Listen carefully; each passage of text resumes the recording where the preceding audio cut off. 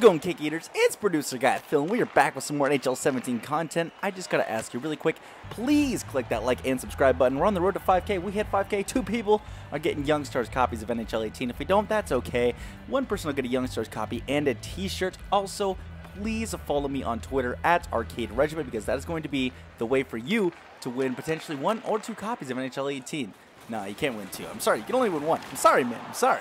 But today is a different kind of video again. The last time I did kind of like this, I just talked about the beta so far and things I want to see in NHL 18. But today I'm going to be talking about my top 10 favorite NHL teams. Now, this was a hard video to do because there is just so many teams in the league. There's 31 now, and trying to narrow it down to 10 is almost impossible. That's why I have mad respect for people who do all 31, because that I can't. Oh my goodness, the amount of writing I did for the 10 was just incredible. I can't even imagine doing 31. So without further ado, let's get started. Starting off this list at number 10 is the Vegas Golden Knights. Okay, look, yes, this is a total bandwagon pick. I know it is, but I guess I'm caught up in the hype of a new NHL team, and it's kind of hard not to get caught up in the hype, you know? Thinking about it from a kind of roster point of view, it's not actually that bad. They have a decent roster, and they got a pretty good prospect pool as well. And unlike most, I kind of do like the jersey. Even with that little red there, it's grown on me. I really do like it. I'm excited to get mine. But you know what? Vegas may surprise people with this year with their roster. I don't expect anything too shocking. I don't think they're going to be the worst team in the league like everyone's saying. They got solid goaltending, some decent offense, some good defense. But they're going to surprise some people. I think they're going to surprise people. You'll see. Number 9, the Columbus Blue Jackets. Okay, there's a lot of great players on the Columbus Blue Jackets. You got Cam Atkinson, Zach Werenski, Pierre-Luc Dubois in the pipeline. So the team is looking good offensively. Defensively, the core is looking really good as well with Werenski, Savard. There's a bunch of other good defensemen on that team. Sergei Bobrovsky still in the pipes is a huge asset to them. Coming off a Vezina Trophy, good for him. Seriously, he deserved it. And, you know, trading Saad for Panarin, who is actually one of my favorite players, is going to be a huge bolster to that top 6 and that power play. I can easily see another postseason appearance for the Blue Jackets. Maybe they can scoop up a rental at the deadline. I don't know who's really whose contract's coming up at the end of this year. But if they can scoop a good rental at the deadline, hey, they can really make a run for it. Number 8, the Anaheim Ducks. I'm going to get a little bit of hate for this one. That's okay. I still have a little bit of nostalgia blinders on with this team, simply because of the movies. I love the Mighty Duck movies growing up. As you know, that's why I call all of you Cake Eaters, to answer the question I get once every 3 videos. That is why. And I love the physical style they play, and I do honestly love how good of agitators Corey Perry and Ryan Kessler are. Speaking of which, Rickard Rakell has actually grown into a player on that team that I really do enjoy. The defense is also pretty strong, but losing Vatanen, that's a little bit of a blow. And I'm not completely sold on Gibson as the starter. I think maybe they should have kept Anderson, but that's okay. Totally fine. They're still a threat in the West, but you know what? The clock is certainly ticking on their dominance, man. With the rise of other teams in even that division, man, they gotta make a go for it soon, man, because they're going to get passed by. Number 7, the Nashville Predators. Okay, I'll admit this team really did grow on me during these playoffs, but hey, I've had a Predators jersey since 2004, so hey, come on. Of course, anywhere that PK Subban goes is always going to be entertaining. I will always follow that. They had an amazing Stanley Cup run this year. They didn't get the cup, but they had a pretty good playoff run, and who knows how far they can go with a healthy team. Most importantly, the crowd at the Bridgestone Arena, whether you love them or honestly whether you hate them, their chants are memorable. You gotta love their energy they give to their team. So you know what? Keep on keeping on, Nashville. It's a welcome sight to see. A fan base so into their team, so positively. You guys are awesome. Like, I love you, man. Number 6 is the Winnipeg Jets, and this is going to be the first of 3 Canadian teams on this list. The forward core of Scheifele, Little, Wheeler is something that I honestly do look forward to watching whenever they play. And I mean, let's be real, getting the 2nd best player in the 2016 draft in Patrick Laine helps with his amazing scoring prowess. Look, I'm not going to lie.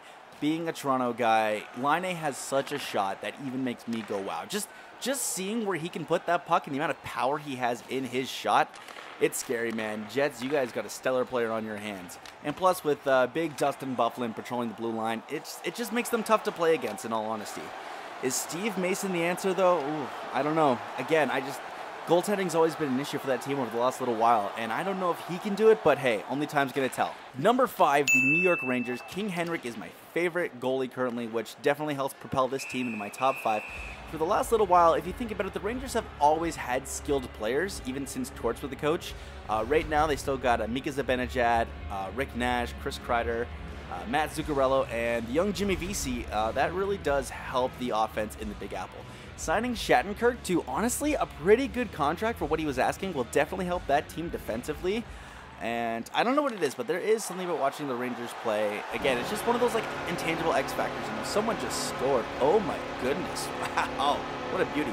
But something about just watching the Rangers play. There's that intangible that I just enjoy, and seeing the crowd in MSG, it's just something I've wanted to attend in person, which I will in February. More on that later. Number 4, the Arizona Coyotes. Yes, there are Coyotes fans, and yes, I am one of them. I do enjoy the Coyotes.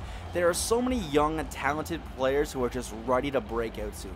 Max Domi is still pretty young, and he's a really good player. Dylan Strome is pretty much NHL ready. His skating has been an issue, but in all honesty, I think the kid can go. Jakub Chikrin is looking good on that blue line as well. And you know what? Having the most underrated defenseman in the NHL and Oliver Ekman-Larsson does not hurt that team either. Seriously, OEL needs more love. Like if you think OEL needs more love. Like, the guy definitely does. Either way, even if I'm in the minority, I still do wish nothing but success to the Arizona Coyotes, man. That's just a franchise that has had to deal with so much over the last little while, and they do, honestly, deserve a good run. Coming in at number 3 is the Edmonton Oilers. I could literally just say Connor McDavid had ended off here. But I won't. That's because Leon Draisaitl, if he resigns, and Jesse Puljujarvi, or Jesse Puljujarvi exists. Seriously, the Oilers proved that they can be such a threat in the West. Remember what I was talking about when I talked about the Ducks, about teams up and coming who can dethrone them? Ooh, the Oilers are definitely one of those teams. Cam Talbot was an absolute great trade for them, and just again, McDavid is such a game changer with his speed and scoring touch that if anybody in the league can Leroy Jenkins his team, it's got to be Connor McJesus. I'm dead serious, man. This kid, oh. Is he the next Crosby? You know what? I don't like that argument. He's the next Crosby. You know what? He's the first McDavid. He's McDavid. Just leave it at that, man. This kid's going to be good. We know it. It's going to be interesting to watch him for the next couple of years. Number 2, Chicago Blackhawks. Oh, again, I am so ready again for the bandwagon comments. But before, let me just respond with Bobby Hull. All right, now the Blackhawks have always been so basically exhilarating to watch because they are the blueprint for rebuilding through the draft. Okay, guys like Kane and Taves were obvious home runs. Heck, Taves was picked at number 3 overall behind Johnson and Jordan Staal. That's so weird to think about now, like with the success that Taves has had, that he's a 3rd overall pick. And you know what? But there's other guys in that pipeline like Seabrook, Keith, Crawford, Schmaltz, Hartman, Kiro, guys who were basically drafted and developed by the Hawks. So they weren't drafted, they were developed by them. And these are guys that were picked in like the 2nd round and beyond. And you know what? Some of their conference finals games, like in series against the LA Kings, have been some of the best hockey that I've ever seen. What was it, like back-to-back, seeing them play like 6-7 game series? Those were so much fun to watch from a hockey fan. Talk about great hockey, I will definitely tell someone to go watch those series back. So entertaining. And then you know what? There's just Patrick Kane. And Patrick Kane, he's just such a nice guy. He's such a nice guy. And then number 1 in the most anticlimactic result ever, the Toronto Maple Leafs. You know what? You will always remember your first moment when you fell in love with a team. Mine was watching the Leafs beat the Ottawa Senators in 2000 on Hockey Night in Canada. Some of you might even only been a couple of years old, but I remember I was 7 years old, and it was like the first big hockey game that I remember sitting down, watching it through, and the Leafs won.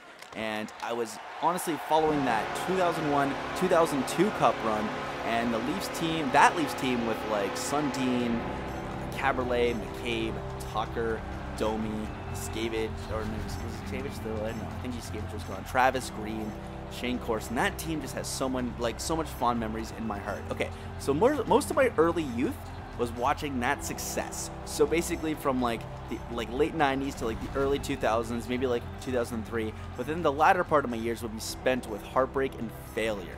However, like a calm before the storm, the hockey gods bestowed Mike Babcock, Lou Lamoriello, Mark Hunter, and Kyle Dubas upon Leafs Nation.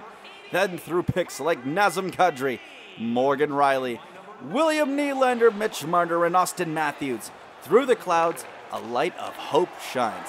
The Air Canada Centre, like the Fortress of Solitude, plays home to our Supermen. That is the Young Guns. No longer does the Maple Leaf represent failure.